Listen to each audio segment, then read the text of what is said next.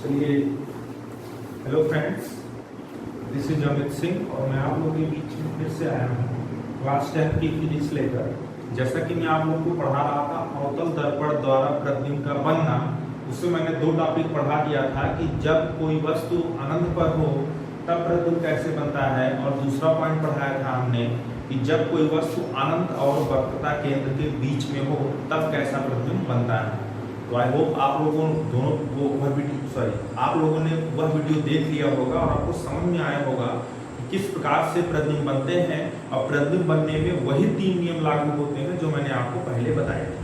ठीक है, अगर आप लोगों ने नहीं देखा है तो आप लोग मेरे प्लेलिस्ट में जा सकते हैं और वीडियो को वॉच कर सकते हैं, उसके बाद यहाँ पर आप आ सकते हैं। मैंने क्लास 10 फिजिक्स के नाम से एक प्लेलिस्ट बनाई है, उसमें मेरे सारे वीडियोस, इसके पहले वाली सारी वीडियोस अपलोडेड है। ठीक है, तो फिर उसी का आगे बढ़ते हैं। तीसरा पॉइंट हम लेते हैं। तीसरा पॉइंट है कि जब वस्तु वक्रता केंद्र पे है, ज्यादा इसको घुमाएंगे, सीधे बताएंगे। जब वस्तु कहाँ है, वक्रता केंद्र पे है, तो आप देख रहे हैं ऊपर अवतल दर्पण बना हुआ है। हमने क्या, ये देखिए सी मतलब यहाँ एक वक्रता केंद्र है, यहाँ पर हमने एक वस्तु लिया है ओ डैश, ये वस्तु लिया है ओ डैश इस वक्रता केंद्र पर। तो यहाँ से आप देख रहे हैं दो किरणें चल रही हैं, एक तो मुख्य अक्ष के समांतर चल रही है और दूसरी किरण आप देख रहे हो इस मुख्य फोकस में से होकर जा रही है। तो ये वाली किरण जो होगी, जो मुख्य अक्ष के समांतर चल रही है, यह दर्पण के किसी बिंदु ए से टकराती है। और आपको पढ़ा दिया गया है कि अगर कोई प्रकाश किरण मुख्य अक्ष के समांतर चलती है तो दर्पण से परावर्तन के पश्चात वह मुख्य फोकस में से होकर जाती है। और यह भी बताया गया है कि अगर कोई प्रकाश किरण मुख्य फोकस में से होकर जाती है तो दर्पण से परावर्तन के पश्चात वह मुख्य अक्ष के क्या हो जाती है, समांतर हो जाती है। तो अब हम ये देखते हैं, चलिए पहले हम ये देखते हैं कि दोनों परावर्तित किरणें मिल कहाँ रही हैं। जहां मिलेंगे वहीं उनका क्या बनेगा, प्रतिबिंब बनेगा। ऐसा हमने पहले भी पढ़ा है। ठीक है, देखिए ये वाली प्रकाश किरण मुख्य अक्ष के समांतर चली, ए बिंदु से टकराई, यानी यहाँ से परावर्तन हुआ, टकराने के बाद यह मुख्य फोकस से होकर आगे बढ़ गई। फिर दूसरी किरण जो कि मुख्य फोकस से होकर जा रही है, यह दर्पण के बिंदु बी पर टकराई और टकराने के बाद क्या हो गई, मुख्य अक्ष के समांतर हो गई अकॉर्डिंग टू रूल। अब ये एक प्रकाश किरण ये परावर्तित हुई, एक प्रकाश किरण ये परावर्तित हुई। अब ये दोनों परावर्तित किरणें आप देख रहे हो इस बिंदु आई डैश पर काट रही है एक दूसरे को, यानी ये जो आई डैश है ये इस बिंदु ओ डैश का क्या है, प्रतिबिंब है। यानी ये जो ओ है, इसका प्रतिबिंब क्या होगा, आई होगा। अतः हम कह सकते हैं कि ओ डैश का पूरा प्रतिबिंब आई डैश है, आई डैश है, जो कि क्या है, उल्टा है। अब हम ये चेक करते हैं कि यह प्रतिबिंब बन कहाँ रहा है। यह प्रतिबिंब बन रहा वक्रता केंद्र पर, लेकिन बन कैसे रहा, उल्टा बन रहा है। लेकिन आप ये चीज ये भी देख रहे हो, जितनी बड़ी वस्तु है उतनी बड़ी क्या है, प्रतिबिंब है। तो अतः हम यह कह सकते हैं, सीधा जो कंक्लूजन निकल रहा है इस फिगर से कि अगर कोई वस्तु अवतल, खासकर अवतल दर्पण की मैं बात कर रहा हूँ, उत्तल दर्पण की मैं बाद में चर्चा करूंगा। हमने कहा कि अगर कोई वस्तु वक्रता केंद्र पर स्थित होती है, कहां पर स्थित होती है, वक्रता केंद्र पर स्थित होती है, तो उसका प्रतिबिंब जो बनता है वास्तविक बनता है, उल्टा बनता है और वक्रता केंद्र पर बनता है और वस्तु के बराबर बनता है। बाकी दोनों स्थितियों में हमने पढ़ा था उल्टा तो बन रहा था, बिल्कुल सही बात थी, लेकिन वास्तविक भी बन रहा था, बिल्कुल सही बात थी, लेकिन हमेशा जो प्रतिबिंब की आकृति थी वस्तु से क्या थी, छोटी थी। लेकिन यहाँ पर क्या हुआ, वस्तु के बराबर हुआ। चलिए हम चौथे पॉइंट पे डिस्कस करेंगे। चौथा पॉइंट पे हम चर्चा करेंगे, चौथा पॉइंट पे कहाँ प्रतिबिंब बनता है। ठीक है, तो इस पे आप निकालिए। चलिए हम आगे डिस्कस करते हैं, अगले पॉइंट डिस्कस करते हैं। अगला पॉइंट है वस्तु मुख्य फोकस तथा वक्रता केंद्र के बीच में स्थित है। वस्तु मुख्य फोकस तथा वक्रता केंद्र के बीच में स्थित है। आप जरा याद करिए, जब वस्तु अनंत और वक्रता केंद्र के बीच में थी, ध्यान देना, एक ट्रिक मैं आपको दूंगा। जब वस्तु अनंत और वक्रता केंद्र के बीच में थी तब उसका प्रतिबिंब कहाँ बना था, वक्रता केंद्र और कहां पर, वक्रता केंद्र और मुख्य फोकस के बीच बना था। अब उसी का जस्ट उल्टा है। अब वस्तु कहां रखी गई है, अब वस्तु रखी गई है वक्रता केंद्र और मुख्य फोकस के बीच में, तो इसका प्रतिबिंब जो बनेगा वो कहां बनेगा, अनंत और मुख्य फोकस के बीच में बनेगा। तब ध्यान दीजिएगा, तब वस्तु की आकृति बड़ी थी और प्रतिबिंब की आकृति छोटी थी, यहाँ जो वस्तु की आकृति है जो है वो तो है ही, लेकिन जब जो इसका प्रतिबिंब बनेगा वो क्या बनेगा, बड़ा बनेगा। चलिए हम समझते हैं कैसे। देखिए कि एक इसका हेडिंग समझ गया। देखिए एक वस्तु रखी गई है, सी मतलब वक्रता केंद्र, एफ मतलब मुख्य फोकस, वस्तु रखी गई है। यहाँ से दो किरणें चल रही हैं, एक किरण चल रही है मुख्य अक्ष के समांतर, बिंदु ए से टकराएगी, टकराने पर मुख्य अक्ष के समांतर चलेगी तो मुख्य फोकस में से होकर जाएगी, निकल गई है।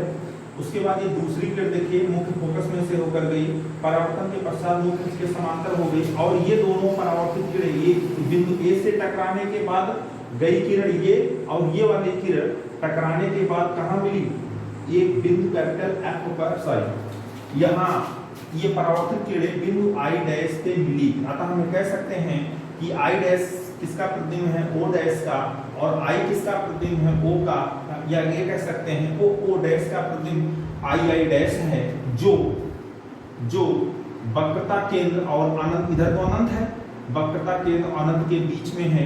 उल्टा तो है ही, उल्टा तो है ही, लेकिन कैसा है, वस्तु से क्या है, बड़ा है, वास्तविक है। तो आप बता सकते हो कि जब कोई वस्तु वक्रता केंद्र और मुख्य फोकस के बीच में स्थित होती है तो उसका प्रतिबिंब अनंत तथा वक्रता केंद्र के बीच में बनता है, उल्टा बनता है, वास्तविक बनता है, वस्तु से बड़ा बनता है। देखो बेटा, जितनी भी हेडिंग्स मैंने आपको पढ़ाई, आप ये फिगर तैयार रहे, कोई फिगर तैयार रहे या ना रहे कोई मतलब नहीं निकलता, लेकिन आपको यह पता होना चाहिए कि वस्तु कहाँ रखी गई है, उसका प्रतिबिंब कहाँ बन रहा है और उसकी प्रकृति कैसी है। प्रकृति मतलब उल्टा है, वस्तु से बड़ा है, छोटा है, क्योंकि आप सवाल जब पढ़ोगे, न्यूमेरिकल जब इससे पढ़ोगे तो बहुत प्रकृति पूछा जाता है। ठीक है, इतना समझ आया। अब मैं पांचों पॉइंट को तुरंत ले रहा हूँ और उसमें मैं कुछ फिगर नहीं बनाऊंगा, फिगर आप बुक में भी देख सकते हो। अगला पॉइंट है जब वस्तु अनंत पे रखा, सॉरी जब वस्तु कहाँ है, मुख्य फोकस पर स्थित है। पांचवा पॉइंट है आपका, जब वस्तु कहाँ है, मुख्य फोकस पर स्थित है। ये पांचवा और लास्ट पॉइंट था ऑर्थो दर्पण के लिए। इतनी ही स्थितियों में ऑर्थो दर्पण के लिए प्रतिबिंब बनता है। तो आइए हम डिस्कस कर लेते हैं कि जब वस्तु अनंत पर हो, जब वस्तु मुख्य फोकस पर होता है तब प्रतिबिंब उसका कहाँ होता है। पहले तो आप ये डिस्कस करिए, पहला पॉइंट हेडिंग याद करिए कि जब वस्तु अनंत पे थी उसका प्रतिबिंब कहाँ बना था, उसका प्रतिबिंब बना था मुख्य फोकस पे। तो यहाँ क्या होगा कि अगर वस्तु कहाँ रखी गई है, मुख्य फोकस पे रखी गई, इसका प्रतिबिंब कहाँ बनेगा, अनंत पर बनेगा, अनंत पे बनेगा, उल्टा बनेगा, और क्या बनेगा, वस्तु से बड़ा बनेगा। क्लियर हो गया। तो आपने देखा कि पांचों ही स्थितियों में, मेरी बात समझना, पांचों ही स्थितियों में ऑर्थो दर्पण के लिए जो प्रतिबिंब बना वो कैसा बना, वास्तविक बना, उल्टा बना। अतः हम यह कह सकते हैं कि ऑर्थो दर्पण के लिए सभी स्थितियों में प्रतिबिंब जो बनता है वास्तविक बनता है, उल्टा बनता है। ठीक है, वस्तु से बड़ा और छोटा वो तो स्थितियों के अनुसार होता है। ठीक है, आई होप मेरा ये लेक्चर आपको बहुत अच्छा लगा होगा। एक लेक्चर में और लूंगा, छोटा लेक्चर होगा, 4-5 मिनट का वीडियो होगा, उत्तल दर्पण द्वारा प्रतिबिंब का बनना। ठीक है, वो मैं एक वीडियो में बता दूंगा आप लोग को, हो सकता है उसको मैं आपको नोट से पढ़ा दूं। ठीक है, व्हाइट बोर्ड पे आने की जरूरत ही न पड़े, लेकिन ये कुछ मोटा मोटा आप जान लीजिए।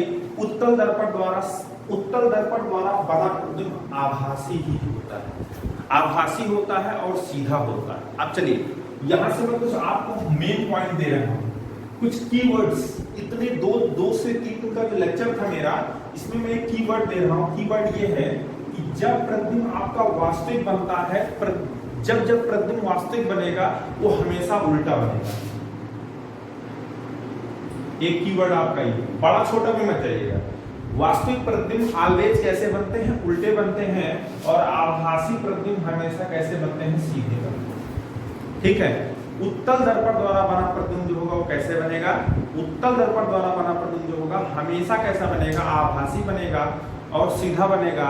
और आपको एक चीज जानकर हैरानी ये होगी कि उत्तल दर्पण द्वारा बना प्रतिबिंब आभासी सीधा कहने का मेरा मतलब ये है कि आप कहीं पर भी वस्तुओं को रख दीजिए, चाहे आप वस्तु को अनंत पे रख दीजिए, चाहे आप अनंत और वक्रता केंद्र के बीच में रख दीजिए, चाहे आप वस्तु को वक्रता केंद्र पे रख दीजिए, चाहे आप वस्तु को मुख्य फोकस पे रख दीजिए, चाहे आप वस्तु को वक्रता केंद्र मुख्य फोकस के बीच में, मतलब कहीं पर भी रखिए, हर स्थिति में उत्तल दर्पण द्वारा जो प्रतिबिंब बनता है बेटा वो वास्तविक आभासी बनता है और सीधा बनता है। तो अब तो आपको पढ़ाने की जरूरत भी नहीं पड़ेगी उत्तल दर्पण वाला। तो ये आपको मैंने पूरा वीडियो मतलब उत्तर दर्पण द्वारा बना प्रतिबिंब अलग से वीडियो बनाने की कोई जरूरत नहीं, मैंने आपको बता दिया। तो हमने आज आपको प्रतिबिंब कैसे बनते हैं दर्पण द्वारा वो पूरी तरीके से पढ़ा दिया। सबसे ज्यादा इंपॉर्टेंट आपके लिए यही है, जो 5 पॉइंट है, यहाँ से कभी कभी एग्जाम में क्वेश्चंस पूछ ले जाते हैं कि जब वस्तु मुक्त फोकस तथा वक्र, जब वस्तु मुक्त फोकस पर है तो उसके प्रतिबिंब की स्थिति दर्शाइए। तो ये फिगर आपको बनाना पड़ेगा इस तरह, 2 से 3 नंबर या 4 नंबर तक के प्रश्न आ जाते हैं। ठीक है, आई होप आपको मेरा लेक्चर अच्छा लगा होगा। मेरे वीडियो को शेयर कीजिए, लाइक कीजिए, कमेंट कीजिए और मेरे चैनल को भी सब्सक्राइब कीजिए। धन्यवाद।